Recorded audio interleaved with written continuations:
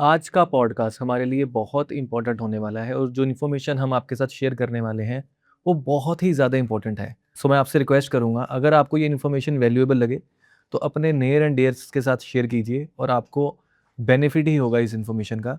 क्योंकि आज के पॉडकास्ट में हम डिस्कस करने वाले हैं आज का टॉपिक स्टमक प्रॉब्लम, मतलब पेट, लीवर, इंडाइजेशन, डाइजेशन, जो भी प्रॉब्लम्स पेट के रिलेटेड आपको हैं, वो सारी की सारी हम डिस्कस करने वाले हैं आज के पॉडकास्ट में। तो हम पूरी कोशिश करेंगे इस पॉडकास्ट में कि आपको वो इन्फॉर्मेशन इतनी वैल्यूएबल लगे कि आप खुद से एनालाइज कर पाएँ, शायद मुझे डॉक्टर के साथ कंसल्ट करना चाहिए। सबसे ज़्यादा डिफ़िकल्ट जो हमारे लिए मेंटेन करना है वो है लाइफ़स्टाइल, और उस डिफ़िकल्ट लाइफ़स्टाइल की वजह से बहुत सारी ऐसी प्रॉब्लम्स हम फेस करते हैं डेली, जिनमें से one of the popular is acidity, indigestion. So ज़्यादा समय ना लेते हुए आज के मैं गेस्ट का वेलकम करना चाहूँगा। आज हमारे साथ पॉडकास्ट में शामिल हैं डॉक्टर अंकुश बांसल, जोशी हॉस्पिटल से, जो पेट और लीवर के ही स्पेशलिस्ट हैं। सो आइए वेलकम करते हैं सर का। सर मैं स्वागत करता हूँ आपका हमारे पॉडकास्ट में। सर सबसे बड़ी प्रॉब्लम एसिडिटी, स्टमक की अगर बात करें, every second person is having a problem of acidity. तो सर सबसे पहले इसी से शुरू करते हैं, इनका कॉज क्या है? अगर हम पेट की प्रॉब्लम्स की बात करें, क्या कॉजेज हैं इन प्रॉब्लम्स के? बेसिकली सबसे पहले जो ज़रूरी चीज़ है वो ये है कि हमें ये पता करना है चाहिए कि हमें वाक़ई एसिडिटी है। बेसिकली एसिडिटी बहुत सारे सिम्पटम्स का एक ओवरलैप है जिसे मैं बोलूँगा। मेडिकल टर्म में उसे डिस्पेप्सिया बोलते हैं। तो सबसे जो ज़रूरी चीज़ होती है, हमें पेशेंट जैसे ही हमारे पास आता है हमें उसकी हिस्ट्री लेनी चाहिए। तो उसमें हमें उस पेशेंट के सिम्पटम्स या उससे निशानियाँ जिसे कहते हैं वो उससे पूछनी चाहिए कि उसको हो क्या रहा है। जैसे फ़र्ज़ मैं आपको एग्ज़ाम्पल बताता हूँ कि पेशेंट आएगा, मेरा खाने के बाद एसिड बन रहा है ज़्यादा, या मेरे को पेट दर्द हो रहा है, या खाना मुँह में आ रहा है, या बार-बार मुझे लग रहा है कि मेरा पेट फूल गया है खाने के बाद। तो ये सारे सिम्पटम्स को हम एक टर्म बोलते हैं मेडिकल में जिसे हम डिस्पेप्सिया बोलते हैं। तो इसको हमें पहले एनालाइज़ करना चाहिए कि उसको एग्ज़ैक्टली हो क्या रहा है। सर एक कॉमन क्वेश्चन अगर मैं बोलूँ हुँ। कि काफ़ी लोगों को ये चीज़ होती है कि खाना खाने के बाद बर्ब्स आने शुरू हो जाते हैं, राइट? तो उसकी क्या वजह है? वो एक हाँ। एसिडिटी का कारण है? हाँ, देखो, खाना खाने के वर्ब्स का ये मतलब है कि हमारी मोटिलिटी कम हो रही है, खाना ज़्यादा समय तक हमारे पेट में रह रहा है या नीचे नहीं जा रहा। नॉर्मली क्या होता है, हम जब खाना खाते हैं, हमारी जो पाचन शक्ति है, पाचन जो क्रिया है, उसमें 3 से 4 घंटे में खाना हमारे फूड पाइप से होके, पेट से होके आंतों में चला जाता है और एब्ज़ॉर्ब हो जाता है आगे तक। अगर कुछ ही रीज़न्स के कारण खाना हमारा पेट में ही रह रहा है, तो हमें वाक़ई वर्ब्स आएँगे, क्योंकि खाना अभी ऊपर नहीं हुआ। ये नॉर्मल लोगों में तब होता है जब हम ओवर ईट कर लेते हैं, तो अब लगता है ना खाना ऊपर आ गया, पेट भर गया। बट कई लोगों में थोड़ा-सा खाने के बाद भी हुँ। खाना ऊपर रहता है, तो उसको भी हम डिस्पेप्सिया ही बोलेंगे, वो भी एक सिम्पटम होता है। उसके कई सारे कारण हैं। उसके जो सबसे कॉमन कारण है, मैंने आपको जैसे बताया कि पहले कई बारी डायबिटिक्स, जो शुगर पेशेंट्स हैं, उनमें कई बारी खाने की मोटिलिटी जिसे बोलते हैं, पाचन क्रिया स्लो हो जाती है। एक और कॉमन है कि कई बार ये भी एक्सपीरियंस करना पड़ता है कि जब कोई बहुत ज़्यादा बात करता है, हाँ। तो भी ऐसा लगना शुरू हो जाता है कि शायद पेट मेरा फूलना शुरू हो गया है या मेरे एयर भर रही है या मेरा पेट कस रहा है। वो हाँ, क्यों होता है? वो बेसिकली देखो, जो पेट फूल रहा है उसको मेडिकल टर्म में ब्लोटिंग कहते हैं। ब्लोटिंग। तो इसका बात करने से तो ज़्यादा रिलेशन नहीं है, बट सिर्फ़ ये है कि उनका या तो पेट बहुत ज़्यादा तना होगा या बहुत ज़्यादा ब्लोटेड होगा, थोड़ा-सा खाने के बाद ही। तो वही एक डिस्पेप्सिया का ही एक मतलब सिम्पटम है। तो अगर इतनी समय से सिम्पटम्स हो जाएँ, तो हमें पेशेंट को नेक्स्ट जो है एंडोस्कोपी एडवाइस करनी पर सर चाहिए। ये कितना सीरियस है? या मुझे बर्ब्स आ रहे हैं या मेरा पेट फूल रहा है, ब्लोटिंग हो रही है, ये कितना सीरियस है? हाँ, मतलब ये कॉमन है कि ये ये सीरियस देखो, ये इश्यू है? कॉमन है। अगर आपका, वही मैंने पहले सवाल ये पूछा था कि अगर हिस्ट्री आप लो, अगर आपको लगता है कि पेशेंट की हिस्ट्री अभी 1-2 महीने की है, 2-3 महीने की है, या कभी जब बाहर जाता है तो ऐसा हो जाता है, तो उसमें कोई सीरियसनेस नहीं है। अगर कोई ओल्ड पेशेंट आए आपके पास और वो ये बोले कि मेरे को तो 5 ओल्ड भी मैं नहीं कहूँगा, अगर कोई पेशेंट आए कि बहुत समय से मेरे को ये दिक्कत है, 6 महीने है या साल से है, या मेरा वज़न भी कम हो रहा है, या मेरे को भूख लग रही है। मतलब ये एवरीडे एक्सपीरियंस करना पड़ता है? हाँ, एवरीडे उसको लगे कि मेरे को तो कुछ भी खाता हूँ, दर्द हो रही है, मेरे को भूख ही नहीं लग रही है, या मेरा वज़न कम हो रहा है। फिर जैसे मैंने बोला, नेक्स्ट स्टेप होता है कि एंडोस्कोपी उनकी ऐसे पेशेंट्स की कर लेनी चाहिए, ताकि हम रूल आउट कर सकें कोई सीरियस बात तो नहीं है। सर अगर एज वाइज़ डिस्कस करें, तो जो ओल्ड एज, हुँ, मैं कहूँगा 40 या 45 से प्लस हैं, हुँ, आज की डेट में तो ये एक दौर आ गया है कि शायद 30 प्लस भी कर रहे हैं। बहुत सारे लोग मेडिकेशंस पे लगे हैं। हाँ, सिंपल कहा जाता है जी, आपको गैस की गोली खानी है हाँ। या आपको एसिडिटी की गोली खानी है। वो क्या एक सॉल्यूशन है? ऐसे लगातार, क्योंकि कई साल अगर हम एसिडिटीज़ की गोली खाएँगे तो उनसे विटामिन डेफिशिएंसीज़ हो जाती हैं, कैल्शियम डेफिशिएंसीज़ हो जाती हैं। वो तो बट कई सालों तक तो ये नहीं खानी चाहिए। हाँ, कभी-कभार भी खाना सही नहीं है, उससे मैं बेटर यही एडवाइस करूँगा कि आप अपना लाइफ़स्टाइल मॉडिफ़ाई करें। अगर आप अपना लाइफ़स्टाइल मॉडिफ़ाई करेंगे तो एसिडिटी वैसे ही कम हो जाएगी। हाँ, गोली खाना लंबे समय तक इसका सॉल्यूशन नहीं। सर कॉमन मिथ्स क्या हैं? अगर मैं मिथ्स की बात करूँ, हुँ। सबसे बड़े मिथ्स इस चीज़ को लेके, स्टमक को लेके, एसिडिटी को लेके या लीवर को लेके कौन से आपको एक्सपीरियंस करने पड़ते हैं? मिथ्स तो सबसे बड़े ये हैं कि हम लोग, जैसे मैंने देखा पंजाब में हम लोग घी का सेवन बहुत ज़्यादा करते हैं। मैं खाने से स्टार्ट हूँगा, क्योंकि सारी जो प्रॉब्लम्स है हमारे खाने के साथ ही रिलेटेड है। अगर हम अपना खाना अच्छा रखेंगे, बैलेंस्ड रखेंगे, बाहर का खाना लिमिट करेंगे 1 या 2 बार हफ्ते में, मिल्क प्रोडक्ट्स ज़्यादा जो हैं, जो हैवी प्रोडक्ट्स हैं, बेकरी प्रोडक्ट्स हैं, या जूसेस जो हैं, वो सारे जितने हम कम से कम रखेंगे जिसमें शुगर ज़्यादा है, तो हमारी मेटाबॉलिज्म ज़्यादा बड़ी होगी, उससे ना ही हमारा वेट बढ़ेगा। जितनी हमारी ओबेसिटी होगी उतना ही हमें गट की प्रॉब्लम्स ज़्यादा होंगी। कर हम ये सकते कहें हैं। कि सबसे बड़ा मिथ यही है कि घी ज़्यादा खाना एनर्जी के लिए। कह सकते हैं आपको, उसमें फैट इंटेक बहुत ज़्यादा हो जाएगा। मैंने पंजाब के लोगों में देखा कि ओवर ईट करते हैं बटर या घी, ये इसकी मतलब कंजम्पशन हमें कम से कम रखनी सर चाहिए। जब हम खाने की बात करते हैं, 3 मील्स मेन हैं। तीनों में से सबसे डेंजरस मील कौन-सा है और सबसे हेल्दी मील कौन-सा है कि जिसको बहुत ज़्यादा कंज़्यूम करना चाहिए और जिसको बिल्कुल अवॉइड करना चाहिए? देखो, ऐसा तो कोई हार्ड एंड फास्ट रूल तो नहीं है कि ऐसा है, बट क्योंकि हम डिनर का, इसलिए मैं कहूँगा कि डिनर हमेशा थोड़ा लाइट होना चाहिए, क्योंकि डिनर के बाद हम मोस्टली सो जाते हैं तो हमारी मेटाबॉलिज्म बॉडी की स्लो होती है। जिनका डिनर लाइट होता है वो आपको सबसे फिटेस्ट लोग मिलेंगे। और मे बी लंच आपका थोड़ा, आई विल ऑलवेज से कि थोड़ा सा आपका ऑन द हैवियर साइड होना चाहिए, क्योंकि उस समय मेटाबॉलिज्म भी फास्ट होती है और आपके पास उसको पचाने का समय भी होता इंडिया मेरे ख्याल से वन ऑफ दोज़ कंट्री है जिसमें मैक्सिमम ओबीज़ है। पीपल रह रहे हैं, राइट? ओबेसिटी में एक है नेचुरल ओबेसिटी कि जो इनहेरिटेड है, फैमिली में भी हैं तो हम एक्सपीरियंस कर रहे हैं। और एक कॉज़ ओबीज़ का मेरे ख्याल से फैटी लीवर भी है। हाँ। तो अगर मुझे ये एक्सपीरियंस करना है कि कहीं मुझे फैटी लीवर तो नहीं हो रहा, वो मैं कैसे एनालाइज़ कर सकता हूँ और उसके क्या-क्या रिस्क हैं और क्या-क्या रेमेडीज़ हैं? तो फैटी लीवर तो आपको आज कोई भी अल्ट्रासाउंड की रिपोर्ट देखोगे उसमें फैटी लीवर तो मिलेगा ही। बट हर फैटी लीवर सीरियस नहीं होता, क्योंकि कई बारी तो रिपोर्ट्स ही ग्रेड 1 है, ग्रेड 2 या ग्रेड 3 है। उसमें मैं अब ये बताना चाहूँगा कि अगर आपको फैटी लीवर, लीवर में फैट तब आएगा जब 10% आपको बॉडी फैट जो है वो लिवर पे आके अटैच हो जाए, तो लिवर पे फैटी लिवर आ जाएगा। अगर आप ओबीज हो, ये लीन पेशेंट्स में भी लिवर में फैटी लिवर हो जाता है। वो डिपेंड करता है कि आपकी मेटाबॉलिज्म कैसे हो रही है। तो अगर मैं ये आपका सेल्फ एनालाइज़ कर सकता हूँ? सेल्फ एनालाइज कर सकते हो। अगर आपको लग रहा है कि आप ओवर ईट कर रहे हो, आप ओबीज हो, है ना, आपको कोई या क्योंकि अगर फैटी लिवर है तो इसका ये मतलब है कि आपको कुछ आने वाले समय में शुगर, थायराइड या हार्ट डिजीज का वो एक वार्निंग साइन है बेसिकली, अगर आपका सर, फैटी लिवर। मैं आपकी जो बातें सुन रहा हूँ, हाँ। उसमें मैं एक चीज़ को लेके बड़ा कन्फ्यूज़ हो रहा हूँ। हम्म, देखिए, बाहर से खाना तो हम खा ही रहे हैं, हाँ। ठीक है जी। एक्सरसाइज़ तो भगवान ही जानता है कितनी हम कर रहे हैं, ठीक है। मतलब जो-जो चीज़ें करें, लाइफ़स्टाइल भी सबका कहेगा, कोई कोई अपने काम से परेशान है, कोई अपने घर से परेशान है। परेशानी भी मेरे ख्याल से हर हिंदुस्तानी को स्ट्रेस में, होगी, हाँ जी, हाँ जी। चाहे करोड़पति जितना मर्ज़ी हो, वो भी परेशान है, चाहे गरीब हो, वो भी परेशान है। हाँ। तो स्ट्रेस भी सबको ही है। हम्म, फिर तो मतलब आप ये कह रहे हो कि हिंदुस्तान में जितने लोग रह रहे हैं, जितनी अगर 150 करोड़ की पॉपुलेशन है, तो हाँ। सारे ही परेशान हैं, सबको पेट की प्रॉब्लम है। मतलब एक्चुअल में इससे बचने का कोई और तरीका भी है कि सिर्फ़ हमें हैबिट्स ही सुधारनी है? ये देखो, अगर आप दवाइयों पे आओगे तो फिर और दवाइयाँ खानी पड़ेंगी। दवाइयाँ तो इतनी सारी हैं, आजकल तो इतनी रिसर्चेज़ चल रही हैं, नए से नई एसिडिटी की दवाइयाँ आ रही हैं। देखो, हम कोई भी पेशेंट आता है, पहले तो ये 2 चीज़ें हैं कि उस स्टेज तक पहुँचो ही ना कि आपको दवाइयाँ दी जाए। इसलिए हम इतनी चर्चा कर रहे हैं कि उस स्टेज पे पहुँचो ही पहुँचो ना ही कि ना। आपको दवाइयाँ लो। अगर आप पहुँच रहे हो तो फिर आगे रोल आता है कि आपको कौन से टेस्ट कराने चाहिए और फिर कौन सी दवाइयाँ खानी चाहिए। दवाइयाँ बहुत सारी हैं। वही है ना कि फिर आप दवाइयाँ, रेगुलर कंप्लायंस नहीं होता। कंप्लायंस मतलब पेशेंट्स नॉर्मल टाइम पे दवाई नहीं खा पाते।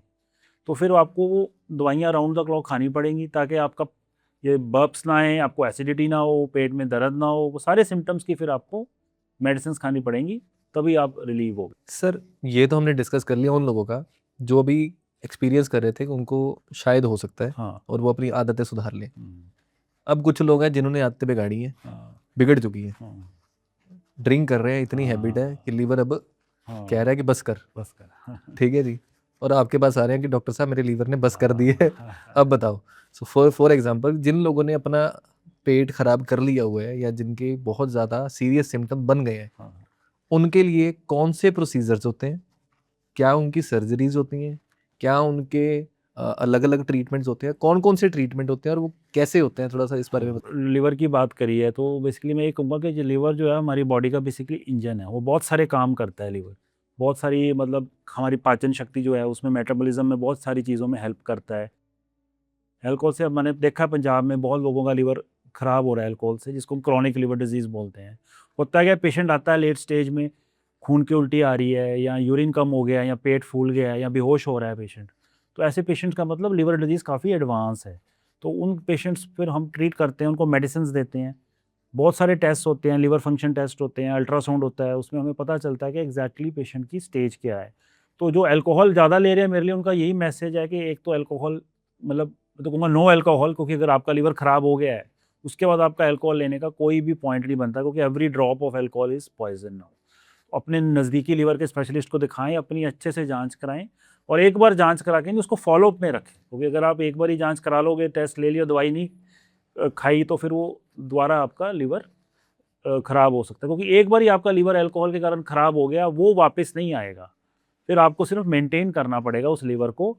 सर जब अल्कोहल की बात करें ना, तो इसमें एक क्वेश्चन ना बड़ा कॉमनली आता है कि ना पंजाबी खास होता है कि इन्हें ना लोहे का लीवर लवाया। हाँ थोड़ा इसको एक्सप्लेन वो करें हाँ कि वो मैं बताता हूँ। किनका स्ट्रॉन्ग लीवर हाँ होता वो है कि बात पता क्या है, आजकल actually alcohol is a prestige issue.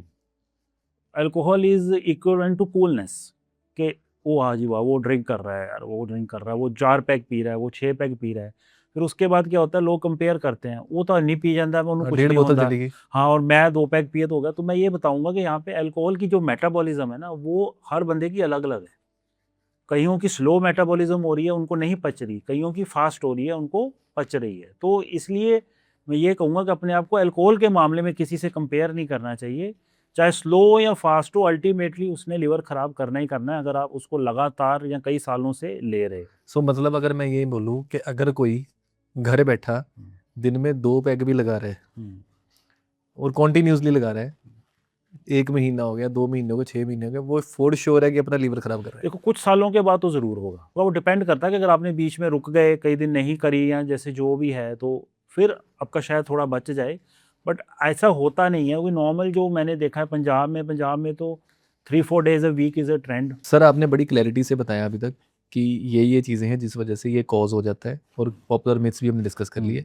अब सबसे ज़रूरी चीज़ है ट्रीटमेंट। अगर हम स्टमक की बात करें तो क्या ट्रीटमेंट्स हैं, अगर हम फैटी लीवर की बात करें क्या ट्रीटमेंट्स हैं, लीवर की प्रॉब्लम है या जो भी पेट या लीवर या किसी भी तरह की पेट की प्रॉब्लम है, क्या क्या ट्रीटमेंट्स है और कितने डेंजरस ट्रीटमेंट्स ये हैं। स्टमक में एक्चुअली 2-4 चीज़ें होती हैं, हमने डिस्कस करी हैं। एक तो जो मैंने बोला कि एसिडिटी के सिम्पटम्स आ रहे हैं। अगर मैंने एनालाइज़ कर लिया है कि इसकी एंडोस्कोपी होनी चाहिए, सपोज़ उसको बहुत लंबे समय से एसिडिटी है, उसका पेट दर्द भी हो रहा है, उसका वज़न भी कम हो रहा है, या बहुत कुछ समझ नहीं आ रहा है कि उसको क्यों एसिडिटी हो रही है इतनी, तो मैं एंडोस्कोपी के लिए प्रोसीड करूँगा। और एंडोस्कोपी में मुझे कई बार ये होता है कि हम अंदर जाते हैं तो देखते हैं पेट बहुत लाल है या पेट बहुत सूजा हुआ है। तो हम उससे फिर क्या करते हैं, छोटा-सा एक टेस्ट होता है जिसे हम एक बैक्टीरिया होता है हेलिकोबैक्टर पाइलोरी, उसका टेस्ट करते हैं, छोटा-सा बायोप्सी लेके, मतलब पीस लेके अंदर से, तो फिर हमें पता चल जाता है कि वो बैक्टीरिया है। फिर हम उसका एक सिंपल ट्रीटमेंट है उसका बेसिकली, जो कि 15 दिन का होता है, एंटीबायोटिक्स देते हैं हम। तो पेशेंट के जो एसिडिटी के सिम्पटम्स रिलीव हो जाते हैं। दूसरी चीज़ ये है कि जैसे मैंने बताया कि डिस्पेप्सिया कई बारी वज़न ओल्ड पेशेंट्स में देखा गया है। कई बारी हम देखते हैं कि उनके टॉयलेट में ब्लड आ रहा है या स्टूल काला आ रहा है या उनका वज़न बहुत सडनली गिर गया है। तो कई बारी हम देखते हैं कि स्टमक में हमें कैंसर भी मिलता है, जो सो कई बारी हम देखते हैं कि पेशेंट आया जी, हमें सिर्फ एसिडिटी हो रही है और कुछ खा नहीं पा रहे। 60-70 साल का कोई पेशेंट आया है, तो हमें लगता है कि हम सस्पिशन हो जाते हैं कि शायद इसके पेट में कुछ हो सकता है। तो कई बार ये देखा है कि कैंसर पाया गया, अंदर-अंदर इतना बड़ा ट्यूमर पड़ा है या ग्रोथ पड़ी है, वो पार्ट सूजा हुआ है पेट का अंदर से। तो फिर हम उसको ट्रीटमेंट करते हैं, फिर उसकी बायोप्सी लेते हैं, फिर उसका सीटी स्कैन कराते हैं, ताकि एग्जैक्टली पता चले कि वो कैंसर है और कितना फैला हुआ है। सो मतलब सबसे इम्पोर्टेंट तो एंडोस्कोपी से आपको क्लैरिटी हो जाती है हाँ कि पहले तो एक्चुअल हम में। हाँ एक्चुअल में क्योंकि ये हमारा लाइक इम्पोर्टेंट डायग्नोस्टिक टूल है कि सपोज पेशेंट सिम्टम्स लेके आ रहा है, अब हम एग्जैक्ट कॉज ढूंढ रहे हैं, हमें लग रहा है कि कुछ सीरियस है, तो फिर हम एंडोस्कोपी की तरफ सर चलते हैं। लोग तो मेडिकल ट्रीटमेंट से डरते भी बहुत हैं, हाँ तो ये एंडोस्कोपी का कितना हाँ, का फेयर होता है लोगों के मन में। पंजाब में ये बड़ा एक मिथ है कि एंडोस्कोपी से पता नहीं लोग वो क्या ही हो जाता है। मैं तो ये कहूँगा कि उतना ही रिस्क है जितना हम जाते हैं सड़क पे। अब हम जाएंगे सड़क पे, जाते हैं हम, एक्सीडेंट हो जाएगा जी, बस उतना ही रिस्क है, ऐसा कुछ नहीं है। एंडोस्कोपी टोटली सेफ प्रोसीजर है। उसके बाद आप खा पी सकते हैं, ड्राइव कर सकते हैं, आप इवन अकेले भी एंडोस्कोपी कराने हॉस्पिटल आ सकते हैं, ऐसा कुछ नहीं है। उससे 3-4 घंटे पहले आपको बस खाली पेट होना चाहिए। कई सेंटर्स में हम थोड़ा सा एनेस्थीसिया देते हैं, कई सेंटर्स में तो वो भी नहीं दिया जाता, सिर्फ स्प्रे किया जाता है। तो उससे के बाद एंडोस्कोप की एक छोटी सी दूरबीन होती है जो कि मुंह के रास्ते जाती है, आपका फूड पाइप, पेट और छोटी आंत को देखा जाता है। 4 से 5 मिनट का प्रोसीजर होता है, उससे हम आपकी एग्जामिनेशन कर लेते हैं और फिर उसके बाद आपको थोड़ा सा रेस्ट करा के थोड़ी देर के बाद आप अपना नॉर्मल अपना डे बिता सकते हैं। सर जो आपके पास मैक्सिमम सीरियस पेशेंट्स आते हैं, आपको उनमें सबसे कॉमन प्रॉब्लम क्या लगती है कि यार इस वजह से इन्होंने ये सीरियसनेस तक पहुंच गया, ये पहले ही सॉल्व हो सकता था, बस इन्होंने ये लापरवाही कर दी। सो मेरे लिए ये है कि सबसे बड़ी हाँ। लापरवाही लोग क्या करते नहीं हैं? देखो, सबसे बड़ी लापरवाही देखो एसिडिटी में तो चलो इतनी मैंने नहीं देखी, बट पंजाब में मैंने देखा कि लोग कोई भी ट्रीटमेंट कराने से डरते हैं, सेल्फ मेडिकेशन बहुत करते हैं, आसपास अपने रिलेटिव्स या फ्रेंड्स में डिस्कस करके दवाइयाँ खाते रहते हैं या केमिस्ट से दवाइयाँ ले ली। जैसे बड़ी कॉमन एग्जांपल है, जैसे आपने पूछा, तो एक पंजाब में एक इंटेस्टाइन की प्रॉब्लम है जिसे हम संग्रहणी बोलते हैं या पंजाबी इंग्लिश में बोलते हैं bowl disease, inflammatory bowel disease. मैंने कई पेशेंट्स को देखा है कि उनके पेट बार बार उनको टॉयलेट आ रहा होगा, बीच बीच में ब्लड भी आ रहा होगा, तो वो बहुत ज़्यादा इग्नोर कर देते हैं उस बीमारी को। कई बारी जो मेरे पास आते हैं तो सीधा जी डॉक्टर साहब बहुत ज़्यादा ब्लड आ रहा है स्टूल्स में, बहुत ज़्यादा पेन हो रही है, स्टूल्स भी बहुत ज़्यादा। तो मैं पूछूँ कितनी देर से, बोलेंगे 6 महीने से, साल से। तो वो बीमारी अगर वो पहले आते तो ज़्यादा मतलब ट्रीट तो अभी भी हो जाएगी, बट इट्स बेटर कि अगर वो ऐसे सिम्टम्स अगर आपको आ रहे हैं, कि वर्स होने से पहले आपको हाँ, दिखा ऐसे दें। सिम्टम्स अगर आ रहे हो आपको, तो आपको ज़रूर अपने इंटेस्टाइन स्पेशलिस्ट या गैस्ट्रोएंटरोलॉजिस्ट को, मतलब पेट के डॉक्टर हैं, उनको दिखाना चाहिए।